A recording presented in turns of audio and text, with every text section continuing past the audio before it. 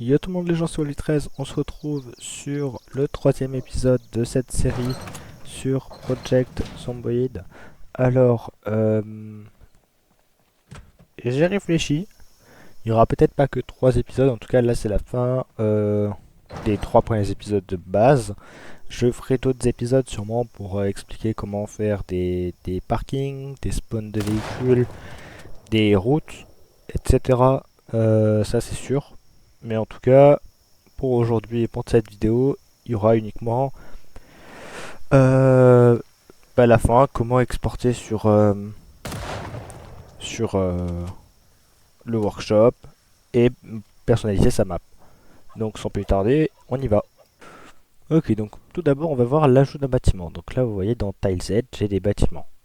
Si j'essaie de le drag and drop, ça marchera pas. Ça va m'ouvrir Building Head. Il faut sauvegarder TileZ et ensuite aller sur World Head.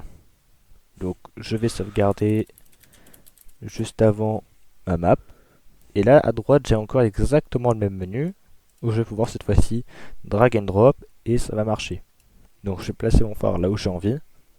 Donc vous voyez je le place dans l'herbe. Donc une fois qu'il est placé je pourrai à nouveau le modifier. Moi c'est ce que je vais faire. Donc on le voit pas sur TileZ, vous ne le verrez pas vos bâtiments, par contre vous les verrez sur WorldEd. Donc on va dire que TileZ c'est surtout pour ajouter des routes comme là je suis en train de faire. Ajouter du grillage, ajouter des tentes si vous avez envie de rajouter des props. Là, ce que je suis en train de faire, c'est alterner WorldEd et TileZ pour vérifier un peu que ma route aille bien sur le garage et pas ailleurs. Donc en gros, je dessine, je contrôle S, je vais sur WorldEd et je vois un peu ma route. Si c'est pas bon, je fais CTRL Z ou alors j'ajuste. Euh, Là, le garage est pile poil au bon endroit, donc c'est parfait. Il faut juste que je vais essayer de faire des petits d'élargir un peu au niveau du garage. Et je vais faire pareil pour la porte d'entrée de la maison. Donc elle est à 3 tiles de la porte de garage. Donc du coup c'est à côté. Non, c'est à côté. Ouais, c'est ça. C'est 3 tiles, c'est à côté. Je me suis trompé. Voilà. Donc c'est plutôt sympa à faire le mapping. Pareil, après je vais vous montrer directement comment faire la végétation. Et là, je me suis trompé parce que le truc est un tiles plus long que l'entrée. Bon, je vais modifier tout ça et je vais vous montrer comment faire les végétations.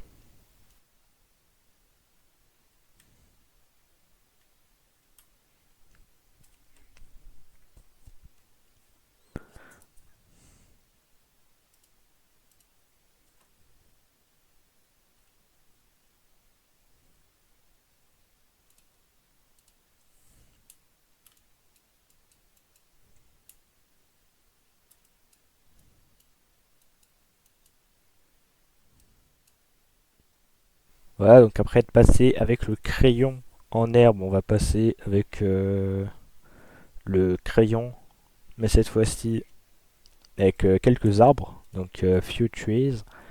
Donc quand on va dessiner quelques zones, il y a une petite chance qu'il y ait un arbre. Voilà, par exemple là, là aussi. Et on va dessiner comme ça pour ajouter un petit peu plus de relief à notre map. Voilà. Une fois que c'est terminé, moi je vais ajouter quelques petits conteneurs. Bon, un conteneur d'armes, pourquoi pas. Euh, un conteneur qui va donner des fournitures. Et un conteneur qui est rempli de bûches en fait. Que j'ai utilisé du coup pour la construction du stand de tir que vous voyez en intro et en outro de ces tutos. C'est les mêmes conteneurs sauf que j'ai pas mis de conteneur à armes à feu sauf pour l'armurerie du coup du stand de tir. Voilà. Bon, une fois que vous êtes amené, vous pouvez sauvegarder, vous fermez la page et là vous n'allez pas convert to BMP to dynamic, vous allez generate all cell. Donc en premier, il vous demande le fichier que vous voulez exporter, donc vous allez sélectionner le fichier lot. Ensuite, vous allez sélectionner votre image spawn map comme on a fait dans le premier tuto. Et là, il va falloir sélectionner votre fichier où sont toutes vos tiles. Donc là, vous allez sélectionner tiles. Et attention à ne pas sélectionner x2, c'est vraiment uniquement tiles qu'il faut sélectionner. Pour ce qui est des coordonnées, vous allez aller sur internet. Ensuite, vous allez overlay les grids et loquer les coordonnées sur votre point et vous voyez à gauche celle fois donc c'est les coordonnées. Sachant que la première c'est la x, la deuxième c'est la y, donc vous ne trompez pas, voilà, normalement vous les mettez dans l'ordre, si c'est 25 fois 20 fois 26, vous mettez 25 26 et pas 26 25, sinon vous allez vous embrouiller. Une fois que c'est fait, vous appuyez sur OK. Vous allez en haut à gauche générer les objets.lua. Donc là vous avez défini, moi je mets toujours directement dans le dossier et pas dans un autre dossier à l'intérieur. Voilà. D'ailleurs je me suis trompé sur l'exportation des fichiers tout à l'heure. Donc je vais les modifier. J'en profite pendant que je corrige le bug pour vous informer que si vous avez plusieurs cells, par exemple si vous faites un carré de 2 x 2 et que vous voulez modifier 4 cells par exemple dans votre map, vous prenez la celle qui est la plus en haut à gauche qui sera votre cell 00. Donc là par exemple si j'avais une deuxième cell à droite et que sur ma map en ligne je vois que la route elle fait 2 de long, je vais prendre la plus à gauche et la plus en haut. Et ce sera les coordonnées que je vais rentrer quand je vais exporter. Et ça, automatiquement, ça va modifier les grids qui sont à côté. Voilà. Si vous voulez ajouter un spawn point, vous faites comme ça. Vous mettez un spawn point avec le job que vous voulez. Vous pouvez ajouter, supprimer. Mettre en toutes les professions, ou seulement les sans-emploi, ou les policiers. Bref. Vous pouvez mettre que ce soit les policiers et les pompiers uniquement à ce spawn. Personnalisable. Vous sauvegardez, vous fermez, vous allez dans Files, vous faites exporter, enfin écrire le spawnpoint.lua dans le même dossier que là vous avez mis l'object.lua. Moi personnellement, j'en veux pas parce que j'en veux pas, j'en ai pas besoin. Parce que c'est juste du test pour vous. C'est pas un truc que je vais garder, je le supprimerai du workshop dès que j'ai fini. Donc une fois que c'est fait, vous allez aller dans votre dossier, donc c'est C tout en bas là, vous allez dans votre disque local. Donc disque local sur ce PC. Vous allez sur utilisateur, juste en bas. Utilisateur. Voilà. Wolfie, donc votre pseudo, et vous cherchez Zomboid. Et après vous allez dans mode. Une fois que vous êtes dans mode, vous cherchez, vous allez faire comme moi. Moi je vais directement copier-coller une de mes maps qui est déjà faite, mais vous devez copier-coller example mode que vous renommez par votre map. Donc moi ça va être le phare haut. Dedans vous avez normalement média, mode et poster. Dans mode.info vous savez plusieurs choses, par exemple le nom que moi je vais renommer en le phare haut.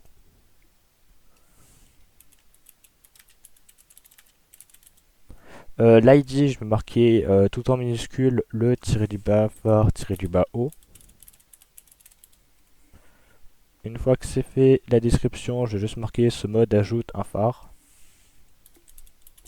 Ça va être très bien. Je sauvegarde et ensuite je ferme. Ensuite dans média. Pardon, média. Hop, vous voyez un peu les fichiers qu'il faut, donc mode, etc. Vous renommez le fichier par votre nom, donc le phare haut par exemple pour ma part. Et dedans, vous devez avoir pas ça, donc je vais le supprimer.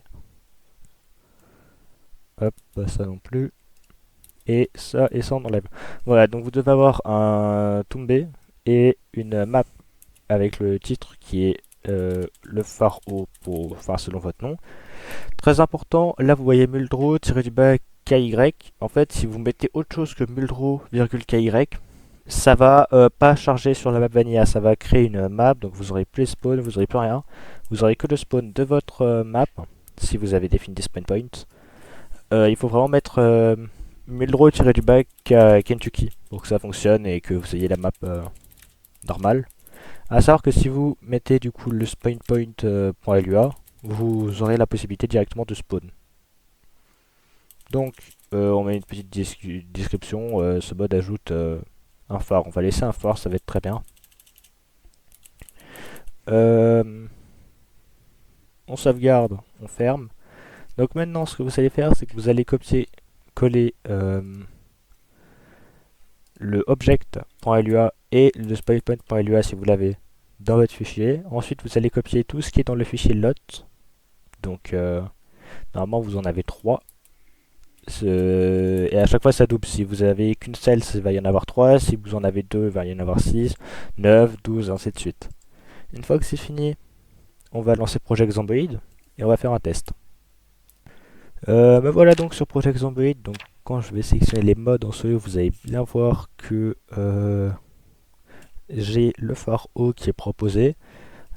Hop. Bon, l'icône forcément c'est du test et je le supprimerai plus tard. Après, vous cliquez sur suivant. Bon, vous faites un perso rapide. Moi, je prends le perso que j'utilise pour faire du RP sur la prophétie. Actuellement, en tout cas. Moi, j'utilise le mode en mode debug aussi pour que je puisse faire autre chose. Comme avoir des fast modes et autres. Ça marche uniquement en solo, donc pas sur les serveurs. Hein. Et donc une fois que vous êtes en jeu, vous allez pouvoir mettre le fast mode et si vous n'avez pas de spawn point, ça va être beaucoup plus rapide. Voilà, donc on est en jeu, on active les cheats en fast mode uniquement. Et le cheat de construction il me sera utile plus tard pour détruire des trucs. Et donc du coup, bon, je sais à peu près où aller et je vous retrouve une fois que j'y suis. Donc là, on arrive sur la route en asphalte lumineux comme je l'ai fait. Et là, vous voyez que mon truc est un peu trop monté, j'ai mal fait les calculs. Bon, après, c'est un truc que j'ai fait plutôt rapidement. Donc vous inquiétez pas, c'est pas un problème de sel ou autre. C'est vraiment juste moi qui ai mal fait les calculs. Là, vous voyez que les spawns de zombies sont bien respectés. Et que le phare est là, donc on va vérifier le but. Garage est fermé, la porte d'entrée ne l'est pas. Donc dans les caisses en bas, on peut avoir des pots de peinture, des massettes. Dans les toilettes, bon, on n'avait qu'une poubelle, donc... Et là, vous voyez qu'on a tout ce qu'on peut trouver en général dans un garage sur Project Zomboid, donc des clous, de l'essence, enfin un bidonville, hein, mais... Voilà, du matériel de métallurgie. Ensuite, à l'étage, là on va arriver dans les chambres. On a bien notre chambre. Donc, la lumière elle fonctionne. Ici aussi, vous voyez que dans la partie cuisine, il y a des conserves. Sur le lit, on a bien un gilet, une veste qui dit que le truc s'est bien lancé en fait, que c'est bien une chambre. Ensuite, les lumières fonctionnent bien par étage. Donc vous allumez celle du haut, celle du bas, il va falloir aussi l'allumer. Là j'en ai pas mis. Et voilà. On peut aussi aller vérifier les conteneurs. Donc faut redescendre. Bah, là il aurait fallu que je mette une rambarde.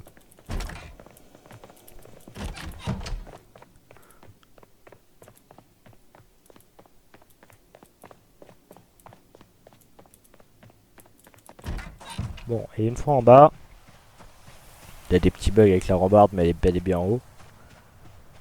Alors, les conteneurs, normalement, ils sont fermés. Ouais. Donc, on peut les détruire avec le mode, cheat de construction. Donc, vous voyez que dedans, j'ai bien des trucs d'armes à feu parce que je l'avais paramétré comme ça. À côté, normalement, c'est les fournitures, donc on aura des meubles.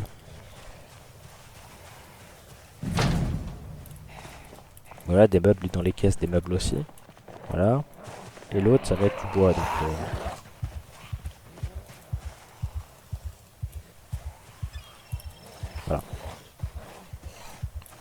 c'est à peu près tout pour la map. Maintenant qu'on a vu qu'elle fonctionne, je vais vous montrer comment la mettre sur le workshop. Alors, vous allez aller dans Zomboid, donc pas dans mode mais dans workshop. Vous allez copier un mode template que vous allez renommer par votre mode. Donc moi ça va être le pharo encore une fois. Je vérifie juste ok comment ça doit être. Donc on va aller copier dans mode notre mode. Donc on va CTRL C et CTRL V notre fichier mode qu'on vient de faire. Donc dans hop hop mode template on supprime et on colle.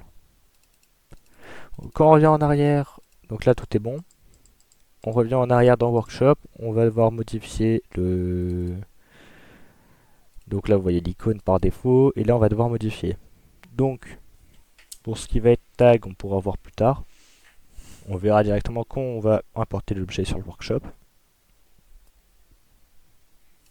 Donc la description on va mettre un simple phare. Titre on va mettre le phare haut. Les tags comme je l'ai dit ils seront gérés une fois sur Project Zomboid. Et donc du coup on peut relancer Project Zomboid. Une fois sur Project Zomboid on va dans Workshop, créer, mettre à jour des objets, on sélectionne le mode, on fait suivant. Donc là vous voyez que c'est ce qu'on a mis dans le preview. Donc là on va sélectionner des tags, donc B41, building, map, et weapon vu qu'on a un conteneur d'armes. Voilà. Ensuite vous faites suivant.